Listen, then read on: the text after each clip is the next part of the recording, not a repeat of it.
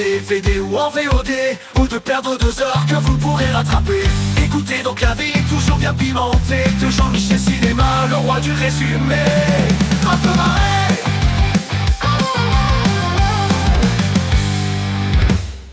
Alors bonjour à tous, c'est Jean-Michel Cinéma et aujourd'hui on se retrouve pour une critique de cinéma avec le film qui s'appelle Le Jardinier.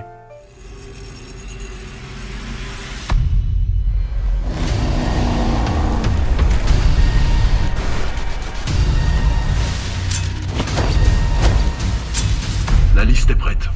Ils ne sont que 5 cette année. Pourquoi je suis en dernier, moi? Réfléchissez, là. Vous faites quoi sur cette liste? Je ne sais pas, justement. Tout doit être conclu dans les 48 heures.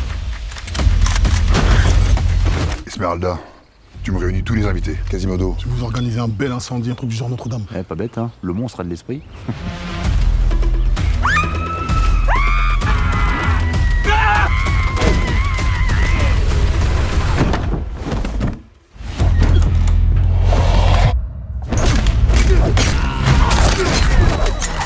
C'est qui ce type? Là, c'est le jardinier. J'aime les plantes. Il fait quoi? Mais il jardine. Ah non, mais là c'est trop là. Mon petit Léo, je sais que ça n'est pas votre spécialité. Oh, t'es bel homme. Mais je vais vous demander de m'aider. Faites attention, hein. C'est l'assurance vie de ma famille, ce truc-là. L'assurance vie de votre famille? C'est moi. Redescendez un peu, Léo, hein. La pastèque, c'est dans votre potager, pas sur votre cou, hein.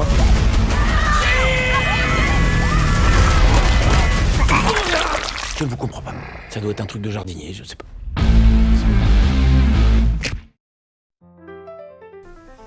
Alors le film commence avec une super baraque, d'ailleurs avec un super beau jardin, et tu sens dès le début qu'effectivement ça va pas se passer comme il faut. Et tu vois dès le début en fait que t'as des dents, ils se pointent avec des armes, des trucs, ça a l'air des super commandos, mais tu sais pas pourquoi. Alors rassure-toi, tu vas voir un flashback, comme ça tu seras pas complètement perdu. Donc rassure-toi, on va revenir un petit peu dans le passé, pour t'expliquer que là, les 3 gars c'est des super pros. Donc tu comprends très rapidement en fait que ces 3 là en fait sont 3 styles super différents. En fait du coup t'as Phébus qui est plutôt le commandant, t'as Esmeralda qui est plutôt le sien fou qui comprend tout et qui désigne dans tous les sens, et puis tu as Quasimodo qui est plutôt le type réfléchi et qui avait on va dire le côté geek de l'équipe. Bien sûr, on a un petit plan qui va nous montrer le personnage de Jean-Claude Van Damme. Comme à son grande habitude, il a du matos et il sait s'en servir. Et attention, faut pas le faire chier, parce que c'est Jean-Claude. Bon, là, c'est le moment où on a Studio Daniel qui nous fait son petit caméo parce que, en fait, elle est cool.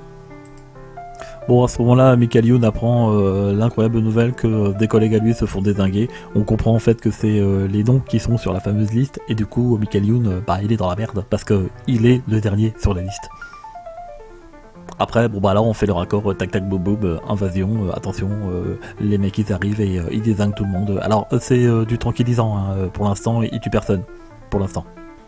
Donc là t'as en fait la super explication qui fait comprendre en fait que la liste c'est pas bien. Arrivé sur place des 3 super soldats, puisque comme les squads a un petit peu échoué dans cette mission, ils décident eux d'arriver pour faire eux-mêmes le ménage. Bon là c'est une scène qui peut heurter la sensibilité des plus jeunes parce que vous allez voir des fleurs se faire piétiner. Attention, insensible à tenir. À ce moment là t'as Michael Youn qui va essayer de récupérer son bébé. Bon après scène de baston absolument incroyable. Bon petite scène dans les combles de la maison où en fait on se pose quand même pas mal de questions sur le fameux jardinier. Ah tiens t'as le retour de Ragnar le Breton qui s'est fait un petit peu défoncer la gueule. Bon de temps en temps les médecins ils arrivent quand même à sauper Jean-Claude mais bon à chaque fois baston et c'est saut patate quoi. Bon, après pas mal de travail, ils arrivent enfin à craquer le fichier du jardinier et se rendent compte que c'est Jean-Claude Van Damme. Bon, ensuite baston avec Ragnar le Breton. Bon après t'as le boss final avec le commandant, donc Jean-Claude contre le commandant.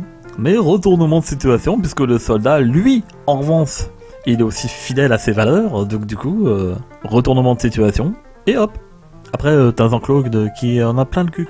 Il décide en fait de pas repartir avec la petite famille et fait cavalier seul. Sauf que malheureusement, la famille se fait retrouver par Jérôme Le Banner. Évidemment, Jean-Claude Van Damme qui a eu le temps de tuner un scooter, du coup, prend le chemin et du coup, refait la bagarre avec Jérôme Le Banner. Cette fois-ci, Jérôme est capote et Jean-Claude, il peut repartir par de verts pâturages. Et puis Jean-Claude repart effectivement se mettre au frais dans un monastère. Et cette fin peut peut-être effectivement appeler une suite. Parce que Jean-Claude, bah ça reste Jean-Claude. Voilà, c'est la fin de ce chef-d'œuvre. Alors du coup, moi j'ai une seule question. Pourquoi il s'est autant fait défoncer la tronche? Franchement, tu t'attendais à quoi en allumant ce truc-là? Donc c'est disponible sur Amazon Prime, c'est un film qui est vendu avec Jean-Claude et avec Michael Youn. C'est parti pour faire de la grosse bolade, les angles de caméra sont propres, les chorégraphies de combat sont propres, le truc est quand même plutôt pas trop mal foutu. Évidemment, t'as pas de scénario, mais franchement, le scénario, on s'en fout un peu. Bah finalement, tu vois Jean-Claude défoncer des tronches pendant 1h30, bah c'est ce qu'on voulait voir. Donc pourquoi t'es surpris? Pourquoi t'es pas content? Qu'est-ce qui te va pas? Parce que en fait, ça bourrine dans tous les sens en fait, il y a du sang. Jean-Claude, il est au top de sa forme, il tape, puis des fois il tape. Alors effectivement, on pourrait se poser des questions sur l'intérêt du scénario, ça, mais on s'en fout, on voulait pas de scénario, on voulait Jean-Claude qui tape. Bah du coup, t'as Jean-Claude qui tape pendant 1h30, donc c'est quoi ton problème? Qu'est-ce qui te plaît pas? Parce que ça marche très bien en fait. Alors il faut que tu te débrosses le cerveau, ça c'est évident, mais bon. Ça c'est mon avis, puis en même temps, moi tu sais, c'est qu'une marionnette.